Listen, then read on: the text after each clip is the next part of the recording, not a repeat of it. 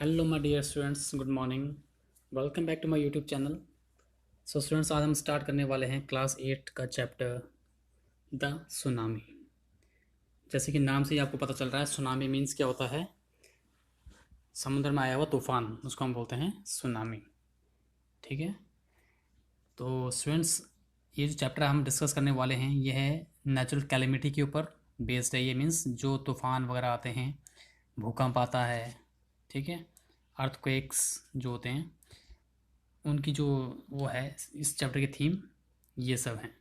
यानी कि जब नेचुरल कैलेमिटी आती है, जब भूकंप आता है या तूफान आता है, सुनामी, टाइफून, इस टाइप की कोई अगर नेचुरल कैलेमिटी आती है तो उसके बाद जो तबाही होती है और जो लोगों की जो डेथ हो जाती है उसमें, ठीक है, और लोगों की जो प्रॉपर्टी होती है, ये सब की जब ये जब सब ख़त्म हो जाता है, उसके ऊपर बेस्ड है ये चैप्टर। तो इसमें क्या है, इस चैप्टर में ये दिखाया गया है कि मतलब नेचुरल कैलेमिटी के बाद जो जो नुकसान होता है, हम जान माल का नुकसान जो होता है, उसके बाद इसके बाद भी इतनी मतलब गहरी तबाही के बाद, इतनी दुख के बाद, साहस के साथ, करेज के साथ उस परेशानी से बाहर निकल कर आना, उसी के ऊपर बेस्ड है ये चैप्टर। सो स्टूडेंट्स, हम डिस्कस करेंगे इस चैप्टर को। स्टार्टिंग में हमें दिया हुआ कुछ यहाँ पे एक वहाँ पे पिक्चर दी हुई है, इसमें अंडमान और निकोबार आइलैंड की। इसमें से कुछ क्वेश्चन बेस्ड हैं यहाँ पे। चलो इसको पहले क्वेश्चन ही देख लेते हैं यहाँ पे। Look at the map of the Andaman Nicobar islands given here. Now read the sentence below, read at the incorrect ones after correcting the mistakes. यानी इसमें से जो सेंटेंस पिक्चर को देखकर आपको बताना है कि कौन सा सेंटेंस में सही है और कौन सा गलत है। तो स्टूडेंट्स, इसको वन बाय वन देख लेते हैं यहाँ पे।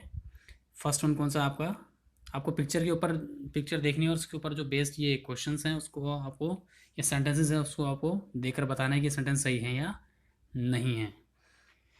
फर्स्ट वन है आपका कच्छल इज़ एन आइलैंड। कच्छल क्या है? एक आइलैंड है। ये बिल्कुल सही बात है। कच्छल क्या है? एक आइलैंड है। यहाँ पे दिख रहा होगा आपको, निकोबार के बीच में यहाँ पे कच्छल। तो फर्स्ट वाला आपका ट्रू हो जाएगा। सेकंड है आपका, it's a part of Andaman group of islands. तो कच्छल जो है वो अंडमान ग्रुप ऑफ आइलैंड्स का पार्ट नहीं है। वो किसका पार्ट है? वो निकोबार ग्रुप ऑफ आइलैंड्स का पार्ट है। तो ये हो जाएगा आपका रॉन्ग। फर्स्ट वाला राइट है आपका, सेकंड वाला रॉन्ग है। इसको करेक्ट करके कैसे लिखोगे आप सेकंड वाले को? It is a part of Nicobar group of islands. ये हो जाएगा आपका करेक्ट आंसर सेकंड वाले का। थर्ड वाले का देखते हैं स्टूडेंट्स। नैन कौरी is an island in the Nicobar group. जो नैन कौरी है वो निकोबार ग्रुप का आइलैंड है। बिल्कुल सही है ये। जैसे कि आपको फोटो भी दिख रहा होगा यहाँ पे, जो नॉन कौरी है वो निकोबार ग्रुप के अंदर आ रहा है, आपको दिख रहा होगा यहाँ पे फोटो में। नेक्स्ट है आपका, कच्छल and Nancowry are more than 100 miles apart. जो कच्छल है, निकोबार के अंदर जो कच्छल है और नैन कोरी हैं, उनके बीच का जो डिस्टेंस है वो 100 माइल से ज़्यादा है। तो ये आपका सेंटेंस सही नहीं है, क्योंकि कच्छल और नैनकोरी के बीच का जो डिस्टेंस है वो अप्रॉक्स आपका 13 माइल्स के आसपास है। तो ये आपका आंसर गलत, ये क्वेश्चन, ये जो सेंटेंस है आपका गलत हो जाएगा ये। ठीक है। फिफ्थ वन देखते हैं यहाँ पे। Andaman and Nicobar island are to the west of India. जो अंडमान और निकोबार आइलैंड हैं to the west of India है। आपको जैसे कि यहाँ पे पिक्चर में दिख रहा होगा, जो बड़ी सी पिक्चर है यहाँ पे, जो अंडमान निकोबार आइलैंड है वो आता है आपका बे ऑफ बंगाल के अंदर आता है। और जो बे ऑफ बंगाल है वो इंडिया के ईस्ट में है, वेस्ट में नहीं है। वेस्ट में कौन सा है आपका? लक्षद्वीप आता है। तो ये सब फिफ्थ वाला भी आपका रॉन्ग हो जाएगा। उसका करेक्ट आंसर है आपका, इसको हम रिराइट करके लिखेंगे तो कुछ ऐसे होगा ये। The Andaman and Nicobar island are to the east of India, are to the east of India. Next देखते हैं students. The Nicobar island are to the north of the Andaman island. जो निकोबार आइलैंड्स हैं वो अंडमान आइलैंड के नॉर्थ में है। तो ये बिल्कुल गलत है। जो निकोबार आइलैंड आपको दिख रहा होगा वो अंडमान आइलैंड के साउथ में है, नॉर्थ में नहीं है। ठीक है। नॉर्थ में कौन है? अंडमान आइलैंड है नॉर्थ में। तो क्या हो जाएगा? करेक्ट सेंटेंस क्या हो जाएगा आपका? The Andaman islands are to the north of the Nicobar islands. ये आपका करेक्ट आंसर हो जाएगा यहाँ पे स्टूडेंट्स। तो स्टूडेंट्स, अब देखते हैं यहाँ पे चैप्टर, मेन चैप्टर पे आते हैं अब। A tsunami is a very large and powerful wave caused by earthquakes under the sea. On 26 December 2004, a tsunami hit Thailand and parts of India such as Andaman and Nicobar Islands and the Tamil Nadu coast. Here are some stories of courage and survival. So students, यहाँ पे जो chapter मैंने बताया था आपको starting में, इसमें ये जो चैप्टर है वो आपका सुनामी के ऊपर बेस्ड है। सुनामी मीन्स जो समुद्र में जो खतरनाक जो लहरें आते हैं, तूफान आता है, समुद्री तूफान जो आता है, उसको हम बोलते हैं सुनामी। ठीक है, तो इसमें बात की गई है 26 दिसंबर 2004 में एक अर्थक्वेक आया था, उसके बाद सुनामी भी आई थी। अर्थक्वेक के बाद सुनामी भी आई थी, जिसने कहाँ कहाँ हिट किया था। एक तो थाईलैंड में हिट किया था और इंडिया के कुछ पार्ट्स को उसने हिट किया था, जैसे अंडमान और निकोबार आइलैंड को, तमिलनाडु को, यहाँ पर इसने हिट किया था। उसके बाद यहाँ पे प्रॉब्लम क्रिएट हुई, उसके बाद बेस्ड कुछ यहाँ पे स्टोरीज आपको दी गई हैं कि उस जगह पे तूफान आया तो वहाँ पर क्या क्या नुकसान हुआ, कुछ जो लोग हैं उन्होंने कैसे स्ट्रगल किया इस तूफ़ान के दौरान। ठीक है, इस तूफ़ान के बाद में। तो यहाँ पर देखते हैं कुछ स्टोरीज यहाँ पे आपको दी गई है, जिसमें ये बताया जाएगा कि आपको कि उन लोगों ने कितने साहस के साथ, कितनी हिम्मत के साथ उस तूफ़ान को झेला और उससे बाहर आए, इसके बारे में यहाँ पे बताया गया है। अब यहाँ पे एक क्वेश्चन हमारे सामने एक क्वेश्चन दिया गया है यहाँ पे, did animal sense that a tsunami was coming, some story suggest that they did. क्या आपको कभी ऐसा लगता है कि जो जानवर होते हैं वो इंसान से पहले इस चीज़ को सेंस कर लेते हैं कि सुनामी आने वाली है? अगर ऐसा कुछ है तो यहाँ पर हमको पता चल जाएगा। तो यहाँ पे क्या है, तो ये बात सही है कि जो एनिमल्स होते हैं उनको पहले पता चल जाता है। कोई भी अगर कोई नेचुरल कैलेमिटी आने वाली होती है तो जो हमारे जो एनिमल्स होते हैं, डॉग्स वगैरह, ये एनिमल एलिफेंट्स वगैरह जो भी हैं, इनको पहले पता चल जाता है कि कुछ प्रॉब्लम, नेचर में कुछ प्रॉब्लम क्रिएट होने वाली है। ठीक है, नेचर कुछ प्रॉब्लम क्रिएट करने वाला है। तो स्टूडेंट्स अब देखते हैं यहाँ पे स्टोरीज़ वगैरह देखते हैं वन बाय वन। इसमें बहुत सारी स्टोरीज दी गई हैं पार्ट फर्स्ट में। इस वीडियो में हम डिस्कस करेंगे पार्ट फर्स्ट को, और इस चैप्टर में टोटल 3 पार्ट्स हैं, तो हम वन बाय वन इस वीडियो में सिर्फ पार्ट फर्स्ट को डिस्कस करेंगे और 2 वीडियो और बनाएंगे जिसमें पार्ट सेकंड और पार्ट थर्ड को हम डिस्कस करेंगे। सो स्टूडेंट्स देखते हैं स्टोरी को।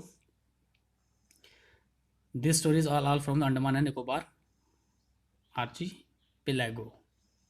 ठीक है, तो जो स्टूडेंट्स जो ये स्टोरी है आपकी, ये जो अंडमान निकोबार आपका ग्रुप ऑफ आइलैंड है, आर्कीपेलागो बोलते हैं इसको, इससे स्टोरीजें ली गई हैं अंडमान निकोबार से। तो पहली स्टोरी आपकी इग्नेशियस की। Ignatius was the manager of a cooperative society in Kachchal. His wife woke up him at 6 a.m. because she felt an earthquake. Ignatius carefully took his television set off his table and put it down on the ground so that it would not fall and break. Then the family rushed out of the house. तो यहाँ पे कहानी एक आदमी की जिसका नाम है इग्नेशियस, जो कि मैनेजर है कहाँ पर, कोऑपरेटिव सोसाइटी में, जो कि है कच्छल के अंदर। कच्छल कहाँ पे आता है, ये आता है आपका, दिख रहा होगा फोटो में आपको, कच्छल। कच्छल आता है आपका यहाँ पे निकोबार ग्रुप ऑफ आइलैंड के अंदर। तो कच्छल में एक आदमी है जिसका नाम इग्नेशियस है, वो मैनेजर है किसमें, कोऑपरेटिव सोसाइटी में। और जो उसकी वाइफ होती है वो सुबह 6 बजे उठ जाती है और उसको ऐसा लगता है कि भूकंप को वो महसूस करती है। उसके बाद जो इग्नेशियस होता है वो क्या करता है, टीवी को उठाता है और उसको ग्राउंड पर, टेबल से उठाकर और टीवी को ग्राउंड पर रख देता है, ताकि टीवी को कोई नुकसान, अगर भूकंप आएगा तो उसके टेलीविज़न को कोई नुकसान ना हो। उसके बाद जो उसकी फैमिली होती है वो घर से बाहर वहाँ से निकल जाती है। When the tremors stopped, they saw the sea rising. In the chaos and confusion, 2 of his children caught hold of the hands of their fathers and mother's brother.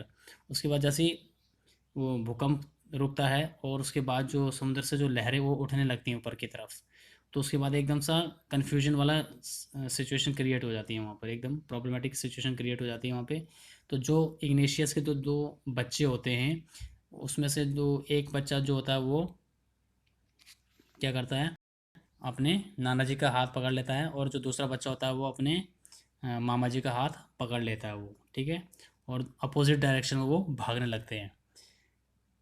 लेकिन उसके बाद वो जो लहरें आती हैं वो उनको अपने साथ बाहर ले जाती हैं, और उनके बाद इग्नेशियस को उनमें से कोई भी नज़र नहीं आता।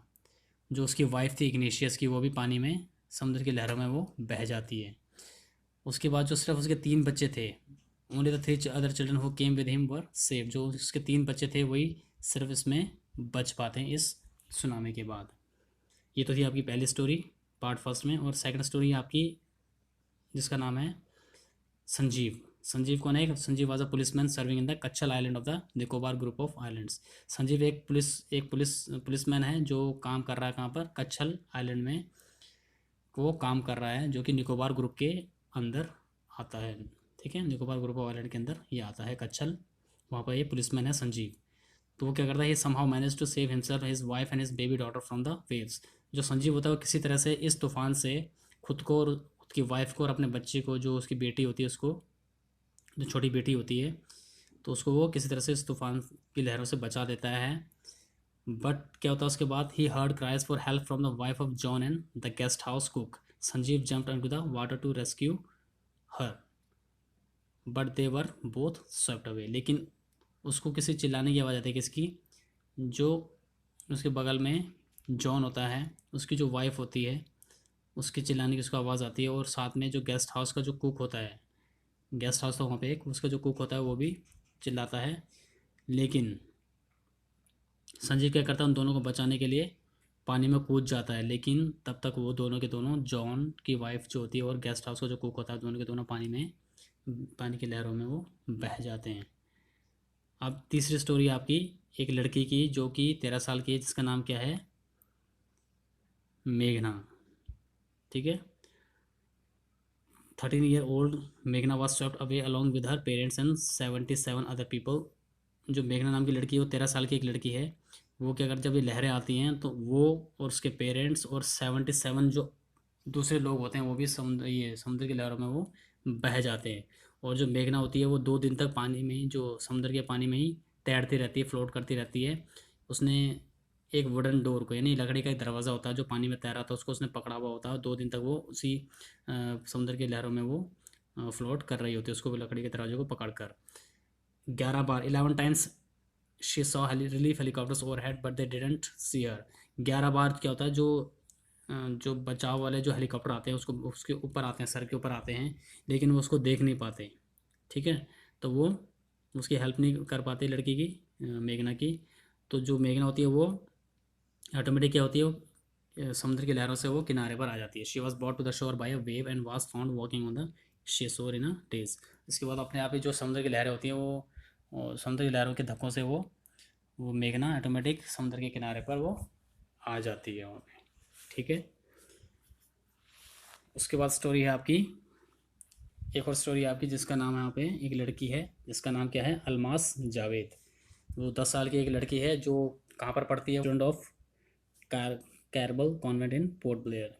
जो कैरबल कॉन्वेंट पोर्ट ब्लेयर, यानी कैरबल कॉन्वेंट स्कूल है पोर्ट ब्लेयर के अंदर। ठीक है, यानी पोर्ट ब्लेयर कहाँ पे है आपका? अंडमान ग्रुप ऑफ आइलैंड के अंदर आता है। जैसे भी आपको ऊपर पिक्चर में देखा, उसने उसमें आपको ऊपर पिक्चर में आपको ना, आपने देखा होगा उसको पिक्चर के अंदर, कि जो पोर्ट ब्लेयर आता है आपका अंडमान ग्रुप ऑफ आइलैंड के अंदर आता है। तो जो अलमास जावेद लड़की है वो कहाँ पढ़ती है? वो कैरमल कॉन्वेंट स्कूल में पढ़ती है वो। और जो उसके फादर हैं वो वहीं पर पेट्रोल पंप में काम करते हैं। और जो उसकी मदर होती है राहिला, राहिला जो उसकी मदर का नाम है यहाँ पे, वो क्या करती हैं? वो उसका उनका घर कहाँ है? नैनकोरी आइलैंड में। नैनकोरी कहाँ है आपका? निकोबार के अंदर आता है आपका। ठीक है, उसकी मदर नैनकोरी की हैं, उसके फादर कहाँ हैं? पोर्ट ब्लेयर हैं, पोर्ट ब्लेयर से हैं। और जो उसकी पूरी फैमिली है वो क्रिसमस सेलिब्रेट करने के लिए नैनकोरी आइलैंड गई हुई है यहाँ पे। ठीक है स्टूडेंट्स, इसके बाद